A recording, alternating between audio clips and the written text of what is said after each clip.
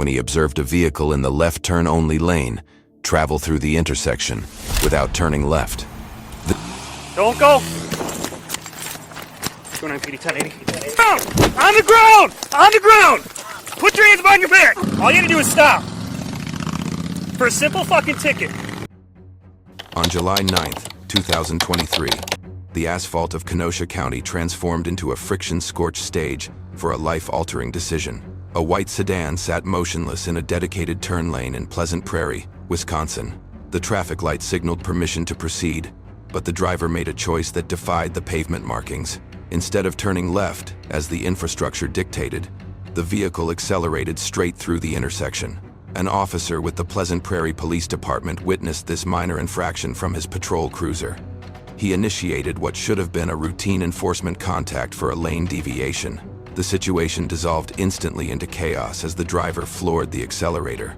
This was the ignition point of a high-speed chase that would endanger countless lives. The summer air filled with the roar of an engine pushed beyond its mechanical limits. The pursuit began on 165th Avenue, with the suspect vehicle tearing away from the initial stop. The officer keyed his radio to broadcast the escalation to dispatch. He calmly stated traffic East Frontage Road, David Zebra 65964 from 165 North. The license plate information was now in the system, binding the driver to the event. The white sedan did not hesitate or slow down as it surged forward. The officer updated the location and the reason for the flight. He reported 108729 reasonable stop is going to be disobeying the traffic sign. The speedometer in the patrol car began to climb rapidly to match the fleeing suspect. The officer noted the initial velocity of the pursuit. He said speeds are 61 occupant female black. The chase was only seconds old, but the danger was already compounding. As the vehicles approached Highway C, the suspect pushed the sedan harder. The residential and commercial zones blurred into a streak of gray and green. The officer's voice remained steady, despite the adrenaline of the moment. He updated dispatch saying 209 approaching Highway C, speeds are 90, no traffic. The fleeing driver was now traveling at nearly double the standard speed limit for surface streets. The sedan swerved, fighting for traction against the roadway. The officer observed a critical tactical error by the suspect. He reported traffic PD, she is on the wrong side of the road, no traffic. This wrong-way driver behavior escalated the risk from a traffic violation to a deadly threat. The suspect was now playing a game of chance with oncoming innocent motorists. The pursuit shifted direction as the driver realized her path was blocked or unfavorable. The officer broadcast the change in vector. He stated, "Looks like we will be going westbound Highway C." The chase tore through the intersection, leaving the confused traffic of the initial stop far behind. The officer maintained visual contact, ensuring the suspect did not vanish into the landscape. He reported, "I am still right behind her. We will be going westbound on C, still past the interstate." The highway offered a straightaway that tempted the driver to push the accelerator even further. The officer noted the suspect's continued disregard for lane discipline. He said, "She is in the wrong lane of traffic. No traffic, speeds are 75. The persistent use of the opposing lane demonstrated a conscious decision to prioritize escape over safety. The white sedan passed the 13,100 block of the highway. The traffic conditions remained light, which was the only mercy in this unfolding disaster. However, the speed continued to climb as the desperate driver tried to widen the gap. The officer watched his digital display climb higher. He updated the control center saying speeds are 90 to 95, let KD know Highway 45 is going to be next. The chase was rapidly covering ground, moving from local jurisdiction toward arterial routes. The engine of the suspect vehicle screamed as it approached triple digits. The officer's next report chilled the airwaves. He stated speeds are 100 light traffic. At 100 miles per hour, a vehicle covers nearly 150 feet every second. Reaction times for the general public are rendered mathematically irrelevant at such velocities. The chase continued with the officer providing a constant stream of data. He noted 209 still medium traffic, speeds are 90, traffic is yielding to me. Other drivers pulled to the shoulders, confused and frightened by the blur of metal rocketing past them. The officer confirmed the presence of assistance ahead. Dispatch advised, "They got a unit your way." The collaboration between units is essential in a police pursuit to minimize the duration of the danger. The road conditions were optimal, but the human element was volatile. The officer reported speeds are 110, No traffic road conditions are good. The white sedan was now a projectile, holding together only by the engineering of its tires and suspension. Approaching a roundabout at MB, the dynamics of the chase were forced to change. Physics demanded a reduction in speed to negotiate the circular intersection. The officer anticipated the maneuver and adjusted his approach. He said coming up to MB slowing down just cause of the roundabout, she is going about 90 into it. Entering a roundabout at 90 miles per hour is a suicidal maneuver. The tires of the suspect vehicle screamed in protest as the lateral forces exceeded their grip. The sedan drifted, hammered the curb, or struck a suppression device. The officer observed the immediate mechanical consequence. He reported she did pop her left tire, so we do have one tire down. The integrity of the vehicle was compromised, but the driver refused to yield. The flight continued on 3 inflated tires and 1 disintegrating rim. The officer noted the reduction in pace, but the continuation of the felony behavior. He said speeds are only 60 light traffic. The sound of rubber slapping against the wheel well and the asphalt joined the siren's wail. The vehicle was literally tearing itself apart to avoid capture. The officer updated his assessment of the damage. He stated 209, she did pop her left tire, so we do have 1 tire down, got minimum light traffic. The chase passed the 17,000 block, forcing the officer to maintain a safe distance from the debris. Despite the mechanical failure, the suspect managed to coax the crippled car back up to high velocity. The officer reported passing the 17,000 block. 17,000 block light traffic speeds are 80. It is a testament to modern engineering that a car could move that fast with a blown tire. However, it was also a testament to the reckless mindset of the operator. The officer noted 17,800 block, about 80 miles per hour.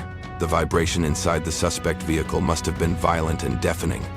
The officer observed the traffic conditions ahead. He said coming up to medium traffic speeds are 70, traffic is yielding to me. The public continued to scramble out of the path of the oncoming destruction. The situation deteriorated further as the rubber completely separated from the wheel. The metal rim ground against the pavement, throwing sparks and reducing control to 0. The officer described the final stages of the vehicle's disintegration. He said still tires getting obliterated here, passing 18,500 block. The word obliterated captured the violence of the mechanical failure. The chase was no longer about speed, but about how long the car could physically move. The officer provided a specific damage assessment to his supervisors. He stated 209, you said the tires out, looks like front left and left rear are blowing out. 2 tires were now gone, leaving the vehicle unstable and sliding. The officer recognized the pursuit was entering its terminal phase. He slowed his patrol car to avoid the unpredictable movements of the dying sedan. He reported, so we are slowing down to about 80, coming up to 45. The suspect vehicle could no longer maintain its trajectory. The friction of the metal rims and the loss of lateral stability doomed the escape attempt. The officer watched as the inevitable physics took hold. He keyed his radio for the final update of the movement phase. He said 29 PD, she spun out. I will be boxing her in right over here on the front road. The white sedan performed a chaotic 360-degree spin before coming to rest. The transition from a high-speed chase to a high-risk felony stop happened in a heartbeat. The officer brought his cruiser to a halt, using it as a shield and a barrier. He exited the vehicle with his service weapon drawn, adrenaline flooding his system. His commands were loud, clear, and non-negotiable. He shouted, "Get on the ground, get on the ground, get on the ground, get on the ground." The driver's door opened, and a woman stepped out onto the roadway. She did not immediately drop to the pavement as instructed. Instead, she held a phone to her ear, prioritizing a conversation over compliance. The officer continued to advance, repeating his orders. He yelled, on the ground, put your hands behind your back." The suspect, identified later as Jaleisha Ware, seemed disconnected from the gravity of her situation. As the officer moved to secure her, she began to plead her case. She shouted, "Okay, I don't have nothing, I don't have nothing, I don't have nothing, Mom, you good?" The absurdity of the moment was striking. After leading police on a chase at 110 miles per hour, she was checking on her mother. The officer was focused on safety and securing the scene. He grabbed her arm and forced compliance. He said, "Yep, Mom, get the phone away from her, she don't need her phone." The suspect protested, clinging to the device as her lifeline. She cried, "No, it is my mom, I don't care about it anymore." The officer secured the handcuffs, ending the immediate physical threat. He informed her of her status with professional bluntness. He stated, You are under arrest, 2071 in custody. The suspect continued to argue about the phone call. She said, "It is my mom." The officer, having just risked his life pursuing her, had no patience for the deflection. He replied, "It doesn't matter, you are going to jail." The reality of the reckless driving arrest was beginning to settle in. The officer walked her toward the patrol car, the heat radiating from the pursuit vehicle's destroyed wheels. He tried to bridge the gap of logic that had led to this moment. He said, "All you gotta do is stop for a simple ticket." The suspect was placed in the back of the squad car. The officer began the process of cataloging the incident and understanding the motive. He asked her directly about the collision that ended the chase. He asked, "Did she hit your car?" Another officer replied, No, I didn't hit nothing. She spun out because she was driving like a maniac." The description was accurate. The suspect had exhibited behavior consistent with utter disregard for safety. The arresting officer addressed the suspect again. He said, driving like, "Well, I am not even going to discuss it. You are going to jail." The suspect remained focused on her perceived innocence regarding possession of contraband. She said, "I don't have nothing." "Well, then you should have stopped." The interrogation on the side of the road revealed the tragic rationale behind the crime. The officer asked for her name. He asked, "What is your name, Jaleesa? Don't have drugs or cars or nothing. You should have stopped." The suspect finally offered her explanation. She said, "I was just scared because I suspended, that is why." This admission highlighted a profound misunderstanding of the legal landscape. The officer immediately corrected her, pointing out the disproportionate nature of her reaction. He said, "That is not worth anything with what you are going through. It is a ticket, belittle, yeah." The suspect acknowledged she knew the stop was inevitable. She said, "That is why I was like, I know it was coming up." The legal analysis of this incident reveals a cascade of serious criminal charges stemming from a minor infraction. The initial violation was a simple lane deviation, which is a non-criminal traffic forfeiture. By choosing to flee, the driver violated Wisconsin Statute 346.04 subsection 3. This statute defines the crime of vehicle operator flee or elude officer. It is a Class I felony in Wisconsin, carrying potential prison time and heavy fines. The prosecution would argue that the driver received a visual and audible signal to stop and knowingly fled. The transcript provides clear evidence of this knowledge when she admitted she was scared because she was suspended. Furthermore, the manner of her driving warranted a charge of first-degree recklessly endangering safety. This is covered under Wisconsin Statute 941.30. This Class F felony applies when a person recklessly endangers another's safety under circumstances showing utter disregard for human life. Driving at 110 miles per hour fits this definition. Driving as a wrong-way driver into oncoming traffic also fits this definition. Continuing to drive on disintegrated tires with no control further cements the charge. The prosecution does not need to prove she wanted to hurt someone. They only need to prove her actions created an unreasonable risk of death or great bodily harm. The suspect's motivation, a suspended license, offers a stark lesson in jurisdictional differences.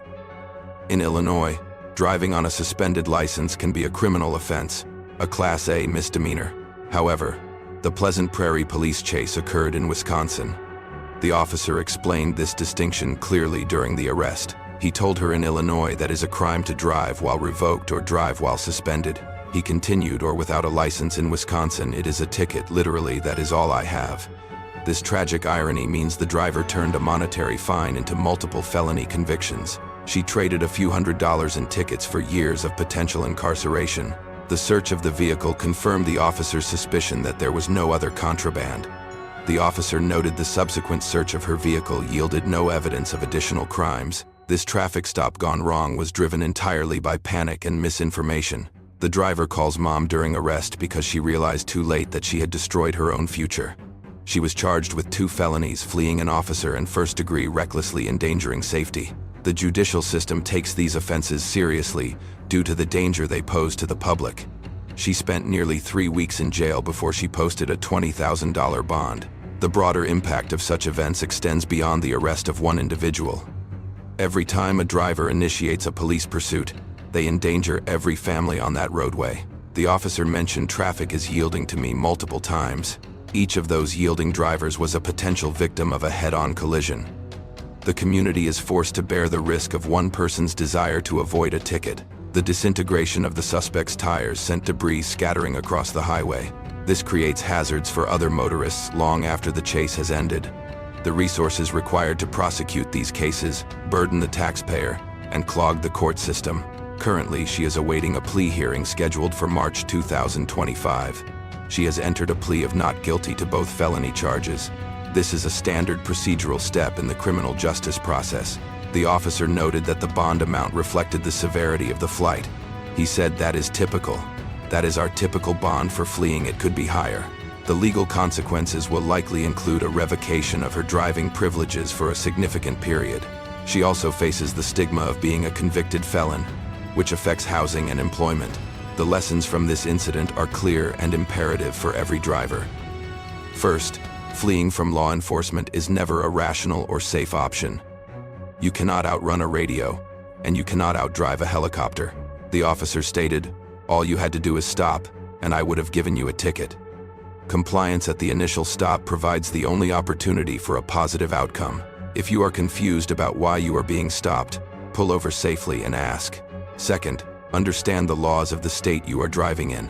The suspect's fear of Illinois law caused her to commit felonies in Wisconsin. Ignorance of the law is not a defense, but in this case, it was the catalyst for disaster.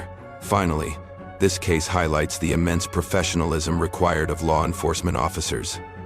The officer maintained a calm demeanor while driving at 110 miles per hour. He provided clear, concise updates to dispatch and his fellow officers. When the vehicle spun out, he transitioned instantly from pursuit driver to arresting officer. He utilized appropriate force to secure a non-compliant suspect without causing injury. He even took the time to educate the suspect on where she went wrong. He said, "Your actions speak louder than what is in the car." The officer held the line between enforcing the law and preserving life. This reckless driving arrest serves as a grim cautionary tale. A woman's decision to turn a traffic stop into a felony flight destroyed her vehicle and her freedom.